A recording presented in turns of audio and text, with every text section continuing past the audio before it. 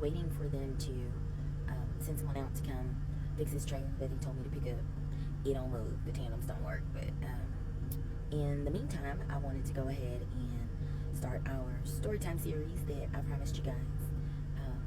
So yeah, you might see a bit of a delay in the videos because if they show up, they show up. And yeah.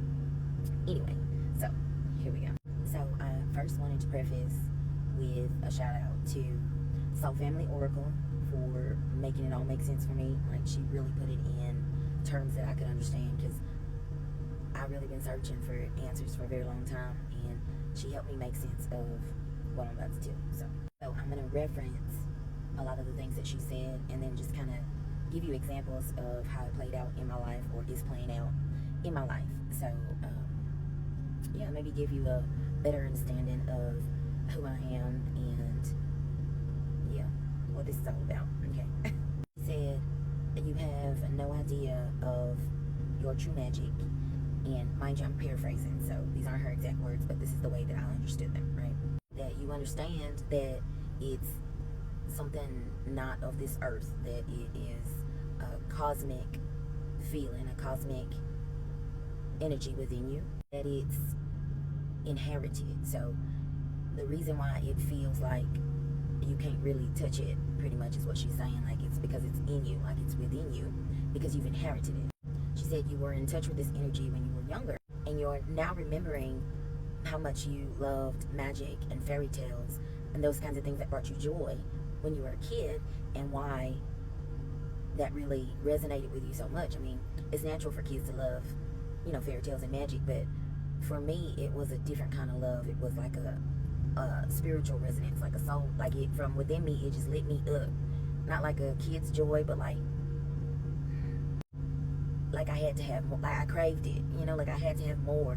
I needed to understand it more. Like I had to figure out the ins and outs of all of it.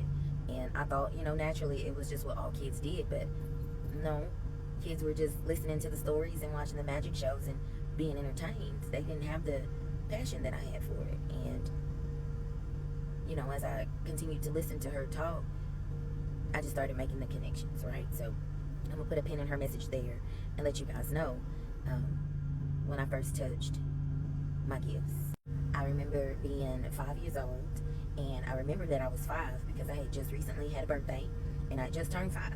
And my mom and I lived in this apartment in I think it was Southwest Houston at the time. And her and my father had recently separated a few years prior, so she was just kind of trying to get on her feet. We had just left California and moved back to Texas. I imagine she wanted to be closer to her family, and California has always been super expensive. With her being by herself with this baby, I'm not surprised that she came home, right? And so with that being said, we were in this 1-bedroom apartment, and it was the daytime, like mid-afternoon. It must have been a weekend or something, because she was at home too. And I remember going in the bedroom, and she was in the kitchen, and just, I don't know if I was tired or something just called me to go into the bedroom, because I don't remember being tired at all, really. I just wanted to go in there and lay in the bed. And so I laid flat on my back in the bed, and in this apartment there was a ceiling fan right above the bed. And I remember she had the ceiling fan on, laying there and just looking up at the blades spin above my head. I can't tell you how much time passed because I don't remember that part, but what I do recall is as the blades were spinning, it seemed like they just started spinning faster and faster, to the point where they were no longer blades. They became a full circle. Like, you can imagine if you just took a ceiling fan and just spun it as fast as it possibly could go, it would become like a circle, right? And I'm not thinking anything of it, really. I don't know why I was so comfortable with that, but like she said, it's in you, it's always been in you, right? And so when the circle appeared, it got dark, like a hole almost. Well, not almost, exactly a hole, right? And then all of a sudden I started seeing these faces like come out and go in, like come out of the hole and go in. And they were human faces, but they were almost transparent, like like you would imagine a spirit would look if you ever encountered one, right? And it started off with like just one, and then another one came, and then another one came, and then it was like they all maybe 5, 6, 7 of them just all started scrambling, like trying to each come out of this hole. And the anger, like on their faces, I remember them like beginning to almost like try to fight each other to come out of this hole. And the more they fought and scrambled and struggled, they were going in and out the whole time, just in and out the whole time. They kept getting closer and closer to me as I laid in this bed, and I felt stuck. Like, what do they call that? Like sleep paralysis, you know? If anybody's ever experienced that, like when you are conscious and aware of what's going on, but your body can't move. Like, that's how I feel. And the more each one of them just tried to come out, they just got closer and closer to like my face. And then there came a point where all 5 or 6 of them came at the same time, just in and out of this hole. And they were like so close to me. I don't know what happened, but something just like unlocked, and I immediately was able to move, and I was so frightened. I mean, I still remember the feeling to this day, and I'm about to be 40 this year. Like, I was 5. Like, I still remember that fear. I was crying, and once I got the feeling in my body, I hopped up out of the bed so fast and ran out of the room and ran into the kitchen, and I went to go tell my mom what I had seen. And now, as an adult, looking back at that, I'm actually struck by how calm she was when I was telling her what I had seen.